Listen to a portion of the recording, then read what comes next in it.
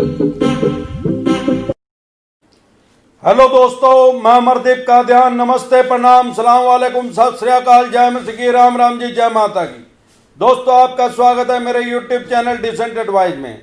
दोस्तों, आज हम बात करेंगे पर्सनल लोन के बारे में। आपने किसी भी बैंक या NBFC company, non banking finance company से पर्सनल लोन लिया है, आपने चाहे वो 20,000 रुपए का लिया है या 20 लाख रुपए का लिया है। ज्यादातर लोग ये समझते हैं, जिनको कानून का पूरा ज्ञान नहीं है, कि तो पर्सनल लोन है, इसमें मैंने कोई सिक्योरिटी तो दी नहीं है, तो मेरा ये बैंक या एनबीएफसी कंपनी वाले क्या उखाड़ लेंगे। आज हम इस बारे में चर्चा करेंगे कि बैंक या एनबीएफसी कंपनी आपका क्या बिगाड़ सकते हैं। सबसे पहले तो आज की डेट में, जैसे पीछे कोविड-19 की वजह से लोगों की आर्थिक दुर्दशा बहुत खराब हो गई है, दुर्दशा हो गई है, उनकी फाइनेंशियल स्थिति सही नहीं है, लोगों की जॉब छूट गई है, बहुत से आदमियों को जॉब सैलरी जो है वो कम मिल रही है या सैलरी पूरी मिल रही है, तो इंसेंटिव नहीं मिल रहा है, लोगों का काम धंधा चौपट हो गया है। लगभग 50% तक लोगों का काम धंधा है आज की डेट में, जो कोविड-19 आने से पहले जितना उनकी इनकम थी उससे कम हो चुकी है। आपकी आज की दशा में, आज की डेट में आर्थिक स्थिति सही नहीं है। अगर आप ये पर्सनल लोन पे नहीं कर पा रहे हैं, आपका लोन डिफॉल्ट हो गया है या डिफॉल्ट होने के कगार पे, आपके पास पैसा नहीं है, तो ये बैंक या एनबीएफसी कंपनी वाले आपका क्या कर सकते हैं। सबसे पहले तो ये क्या करेंगे, इन्होंने एक थर्ड पार्टी को हायर किया हुआ है जिसको रिकवरी एजेंट बोलते हैं। वो क्या करते हैं, सबसे पहले तो आपके पास मैसेज करने शुरू कर देंगे। बहुत सारे मैसेज आएंगे, एक दिन में 20-25 तक भी आ सकते हैं। हर एक घंटे के बाद मैसेज को रिमाइंडर पे लगा देंगे, वो हर एक घंटे के बाद आपके पास मैसेज और ईमेल करते रहेंगे। उसके बाद ये जो इन्होंने लड़कियों को लगाया हुआ है कॉल करने के लिए, वो लड़कियों का आपके पास फोन आने लग जाएगा कि सर आपकी चेक बाउंस हो गया है, आपकी किस्त बाउंस हो गई है, आपकी पे नहीं हो पा रही है, आप इसको पे कर दीजिए। वो लड़कियां अलग अलग टाइम पे अलग अलग जगह से करेंगी, कोई हरियाणा से करेगी, कोई गुजरात से करेगी, कोई चंडीगढ़ से करेगी, कोई महाराष्ट्र से करेगी, क्योंकि इन्होंने तो सारे देश में बिजनेस कर रहे हैं, बैंक और एनबीएफसी कंपनियां। उसके बाद भी अगर आपने लोन पे नहीं किया तो ये फिर रिकवरी एजेंट आपके पास फोन करना शुरू कर देंगे। अब आदमी या लड़के आपके पास फोन करेंगे और वो बदतमीजी से भी ज्यादातर बोलते हैं।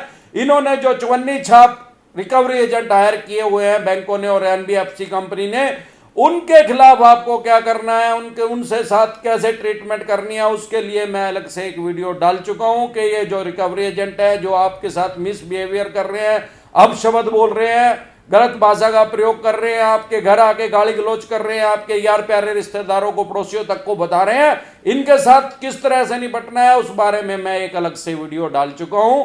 वो आप मेरी प्रोफाइल में जाकर उसको इजीली देख सकते हैं। तो फिर ये उसके पास आ जाएगा, वो आपके साथ अपशब्द भी बोलते हैं, ये आपको मेंटली हरास करेंगे।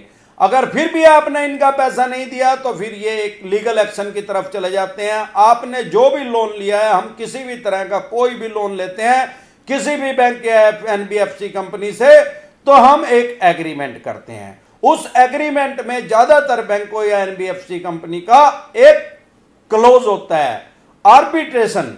मतलब सामान्य बोलचाल की भाषा में कहें तो एक मीडिएटर, मध्यस्थ, जो कि बैंक द्वारा निर्धारित किया जाता है। उसमें यह क्लोज होता है कि जो हमने बैंक के साथ एग्रीमेंट या एनबीएफसी कंपनी के साथ एग्रीमेंट किया है, अगर हम उसके अकॉर्डिंग नहीं चलेंगे, वो एग्रीमेंट हमने तोड़ दिया, बैंक का पैसा नहीं दिया, तो बैंक क्या करेगा, आर्बिट्रेशन करेगा। मतलब वो एक मध्यस्थ के द्वारा उस निर्धारित कर देगा। अब वो मध्यस्थ होता क्या है, होता कहां है, वो ऐसे होता है। फॉर एग्जांपल, अगर हमने हरियाणा में रहते हैं, हरियाणा से लोन लिया है, तो वो मध्यस्थ बैठा होगा तमिलनाडु। अगर किसी ने तमिलनाडु से लोन लिया, उसका मध्यस्थ बैठा होगा जम्मू कश्मीर, वहां से 6000 किलोमीटर। वहां पे उस आदमी को, हरियाणा का आदमी है, उसको तमिलनाडु जाना पड़ेगा, यहां से 4-5 हजार किलोमीटर के करीब, यहां से वहां जाना पड़ेगा, वहां पे जाके अपना पक्ष रखना पड़ेगा। और उसमें क्लोज ये भी है कि वो मध्यस्थ जो भी डिसीजन लेगा वो दोनों पार्टियों को मान्य होगा, लोन लेने वाले को भी, बैंक को भी या एनबीएफसी कंपनी को भी। अब 99 क्या 100% ही वो बैंक या एनबीएफसी कंपनी के हक में ही अपना डिसीजन देता है, क्योंकि वो उसी का ही आदमी है, वो सैलरी वो ही दे रहे हैं उसको। वो भी एक बैंक की या एनबीएफसी कंपनी की हरास करने की, मेंटली प्रेशर डालने की, फिजिकली तंग करने का एक तरीका है। आपको वहां जाना पड़ेगा, अपना काम धंधा व्यापार छोड़ के, जॉब छोड़ के वहां जाना पड़ेगा। जाके आना पड़ेगा, वहां पे अपनी बात सारी क्लियर करनी पड़ेगी। लेकिन वो क्या करेगा, वो बैंक के हक में ही फैसला देगा। वो आपको कहेगा भाई साहब आपने 20,000 का लोन लिया है या 20 लाख रुपए का लोन लिया है, ये हमारे पास एग्रीमेंट है, ये हमारा पैसा दीजिए। आपकी बात तो इतनी ज्यादा नहीं सुनेगा, वो बैंक की फेवर में ही बात करेगा और उसके पास पूरे राइट्स हैं। वो क्या कर सकता है, आप जिस कंपनी में जॉब कर रहे हैं उस कंपनी को आदेश दे सकता है, रिटर्न में एक मेल करेगा और एक चिट्ठी भी लिख सकता है और उसको कंपनी को, आपकी कंपनी को आदेश दे सकता है कि इस आदमी की जिसने मेरा लोन नहीं दिया, डिफॉल्ट किया, पर्सनल लोन लिया था मेरे बैंक से, इसकी आधी सैलरी काट के मेरे बैंक को दी जाए। आधी सैलरी मीन मान लो आप 50,000 रुपए कमा रहे हैं, सैलरी आपको 50,000 मिल रही है, तो आपके 25,000 रुपए आपको मिलेंगे, 25,000 रुपए उस बैंक को मिलेंगे।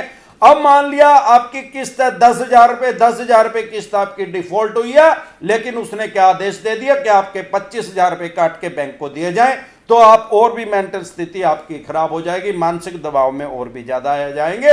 लेकिन अगर आप बिजनेस करते हैं फिर भी वो क्लोज है, फिर भी जाना तो फिर भी पड़ेगा, लेकिन फिर वो आपकी इनकम को कहीं से रोक नहीं सकता, क्योंकि आपको ये नहीं पता आप कहां कहां बिजनेस कर रहे हैं, किस तरह का आपका बिजनेस है, आपकी किराने की दुकान है, आपका प्रॉपर्टी का काम है, आपका गारमेंट का काम है या आपका और कुछ काम है, तो वो आपको ग्राहक को रोक नहीं सकता, तो वहां ये बात लागू नहीं होगी।